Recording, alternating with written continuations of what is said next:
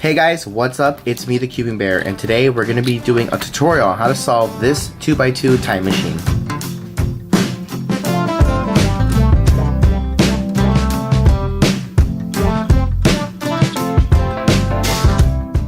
So the 2x2 time machine consists of basically 4 parts, and this is similar to solving a 4x4 slash 2x2-ish puzzle.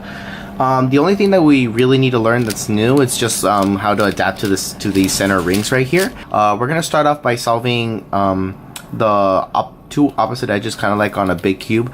We'll start off with white and solve for yellow.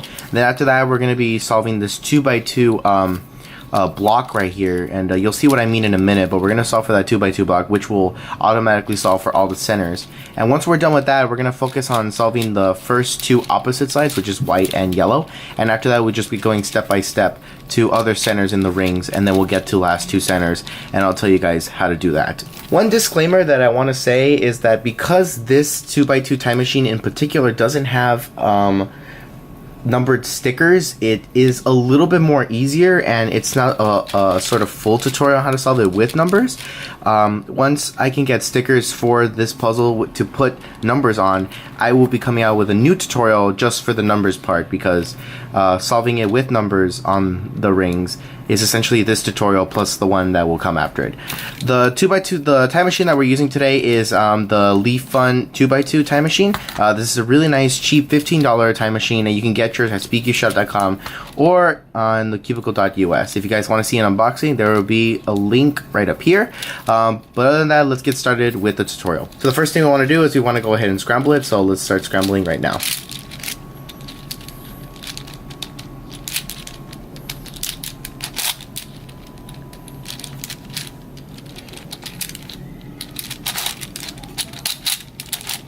Okay, nice. Now I can officially certify this puzzle scrambled. So right now, if you guys can see right here, this sort of ledge corner right here, this corner right here represents white, red, and green. And so what that means is that this piece is connected to this piece, and because these pieces are linked together, that means that this piece and this piece go together. You could see that the green and green goes right there. So essentially, this is a big 2x2. This green is connected to this green is there. This is a big 2x2. You could see kind of like the shape of a 2x2 piece right there. So essentially, that is the first step of solving the time machine, is solving it like a 2x2. So we're gonna start off with that. Okay, so we have these two pieces that are already solved, these two ones right here. Let's look around the puzzle for another piece. We have one right here. This is the blue, white, red, and blue, and that goes next to this one right here. If you guys don't know how to solve a 2x2 time machine, go ahead and check that out before solving this puzzle, because this does require you to solve it like a 2x2. But in case you don't know, to put a corner in, you push that edge up, move it down, and that's going to solve for that piece right there. We can see we're slowly solving for the white here, and we can see that this piece is kind of in reverse, but that's alright, because we can just do a series of moves like that, which will then take care of that, and that will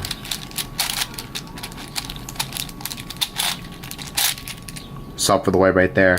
And then we go on to solving for the yellow side, and right now, usually what I like to do is doing different cases, and right now we have like this case on a 3x3, but I'm just going to do a soon and just keep doing that until... Okay, so we can see we have this one right there and this one right there. White and yellow have been solved, and so now we will go ahead and orient these edges as with solving a 2x2. We can see we have a green pair right there, and when we have that, we can go on this side and perform a beginner's method algorithm that orients headlights onto every side of the cube, and you would learn this inside of the 2x2 tutorial that I will have linked in the description and as a card right up here. So let's do the algorithm right now. There we go. Oh no, wait, yeah, okay, so I can do so one thing that you want to keep in mind when dealing with this puzzle is that it is I would say a little bit stiff, and because of that, these rings sort of like to move around a lot, but that is essentially what the cube does to the key puzzle. And so once we solve for that, we will have every single center solved right there. And so now the next thing we can focus on solving is solving for these rings right here on the white and the yellow side. So let's do that right now. For this ring right here and trying to solve for this ring right here.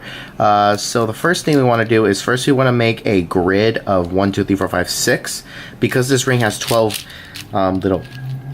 This ring has 12 little pieces, so the first thing we want to do is just make a 6 row like this, and that's what we're going to start off with right now.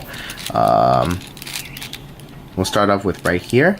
To insert a piece in, if we have an edge right there we want to put it in, what we would simply do is, of course, we would just move it up to that location right there. Move it either left or right, whichever space is available, and then move this down. You can see we have connected that, and we want to connect this piece, so first we got to move it up out of the way.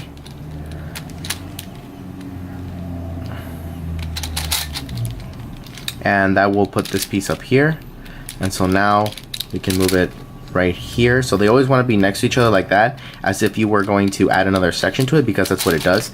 You can add these together, move that one out of the way, and then move this back up so that we don't damage none of the other work that we have going on. So you can see that we're already building sort of 75%, 25% of what we're doing here. Okay, so if it were on up here and you want to move it, what you would do is you would move this piece right here up to that piece, move this piece back down, and that is going to align that piece together. Let's look for another one. Okay, so, and you can move this puzzle around wherever you want. Just make sure that the centers keep coming back to where they need to go. So we need to align these pieces still. So remember to align your pieces, that way you don't have any popping happening. That would be very bad for this puzzle. I already did that once in the unboxing. Pretty, wow. Oh.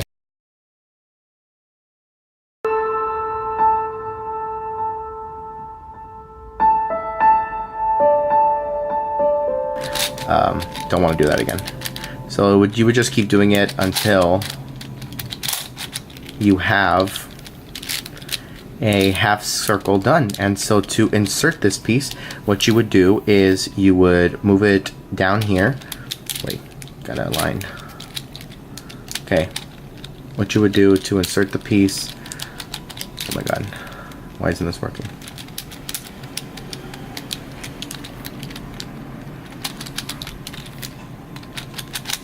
Okay, cool.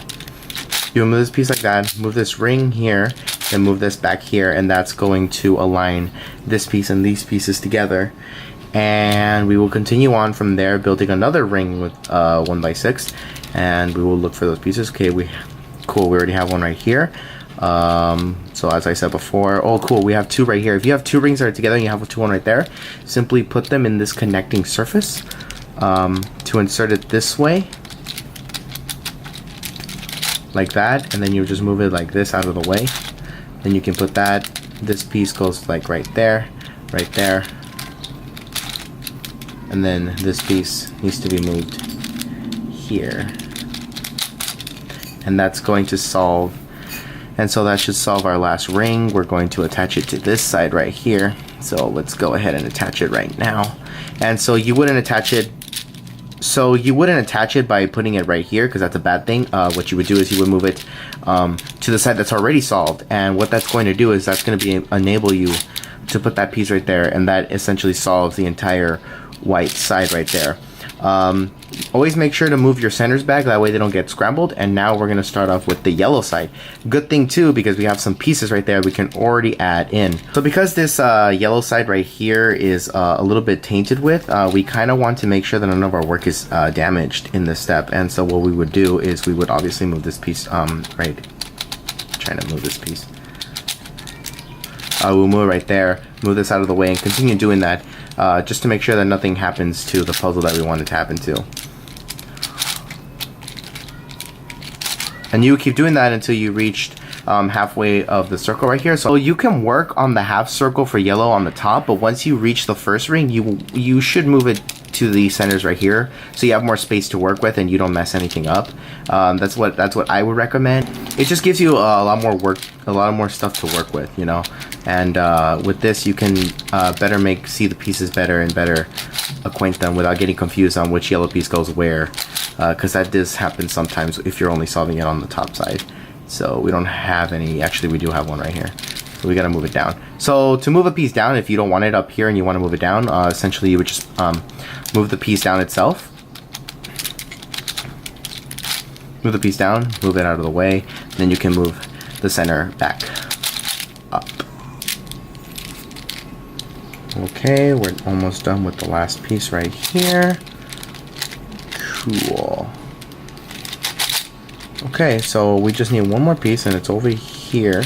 And if it's far away, you can still add the piece. Just make sure it would be on right there, close to the diagonal point. Right there.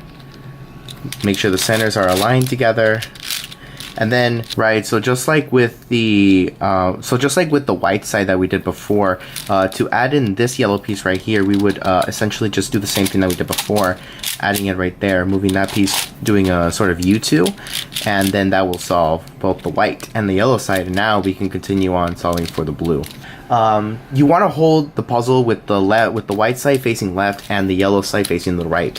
This is kind of important because that way you don't like mess up your work on either white side or yellow side, and that's going to be better for you guys so that you can focus on the center that you're working on right now rather than working on a different center.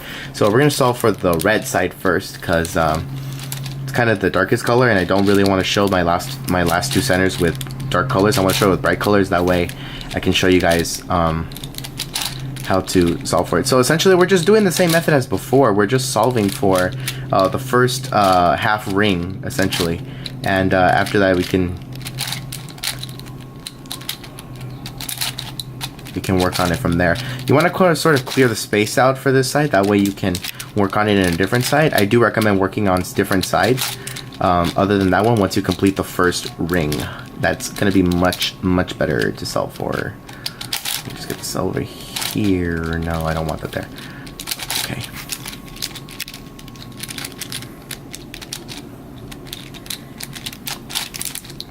So essentially it's just doing the same method over and over again until you can do this, and it's pretty simple except for when you get to the last two layers, which we're about to get to right now, but I'm just providing you guys with the solving process right now. Right, so we have this ring right here that's solved. We want to put it in there just like with the yellow and the white. We're going to put it on the side that's already solved, that way we can move the ring on this side. They can move together, and we already solved for 3 of the sides, and now we're going to go into the green side, so let's do that. Right, oh now, this might be good actually. I can just get it to move.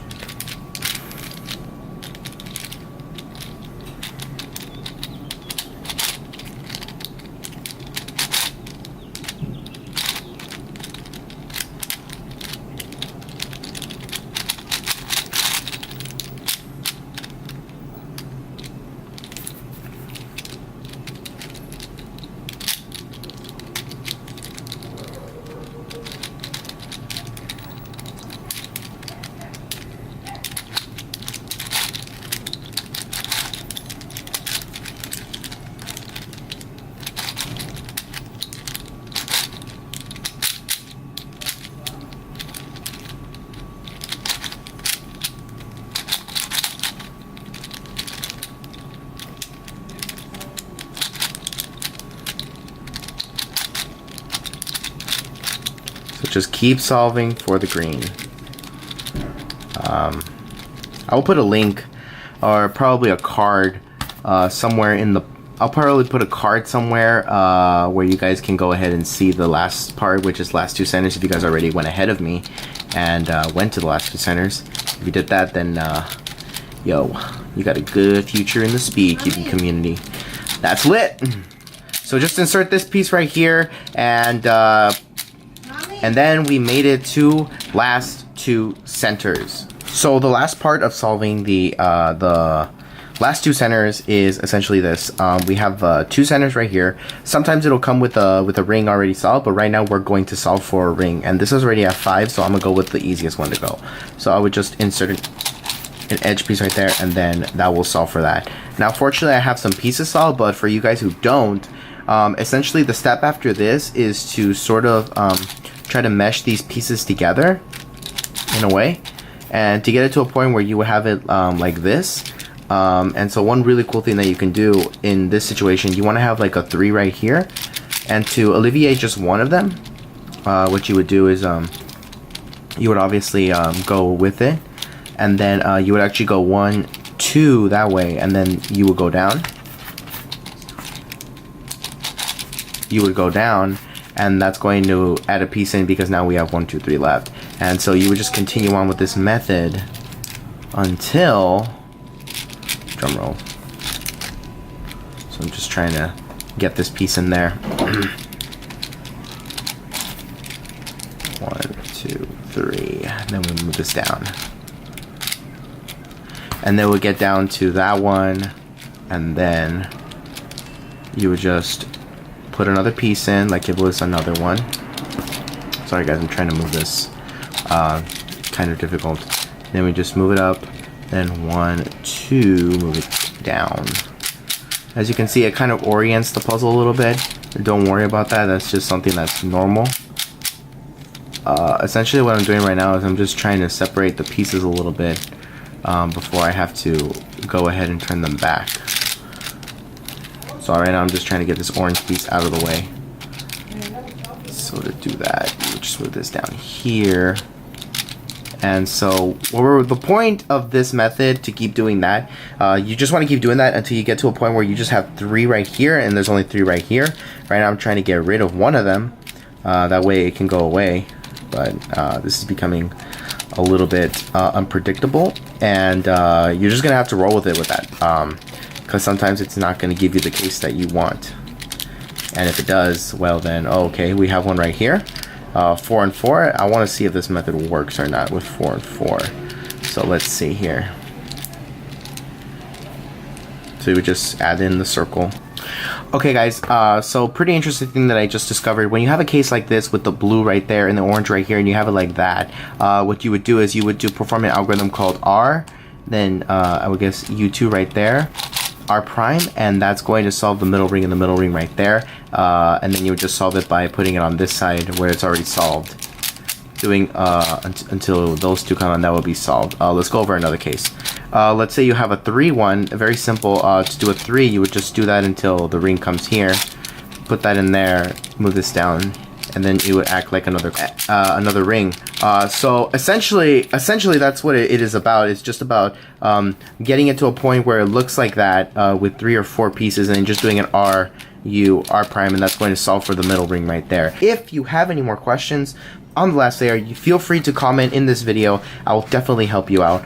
But this is about it for the tutorial. It should be solved at that point, and yeah, hope you guys enjoyed the video. If you like this video, go ahead and give it a like, share it with your friends, comment down below if you have solved it or not. Leave some questions if you have any, and I'll be free to help you guys. Until then, I'll see you on my next video. Peace out, guys.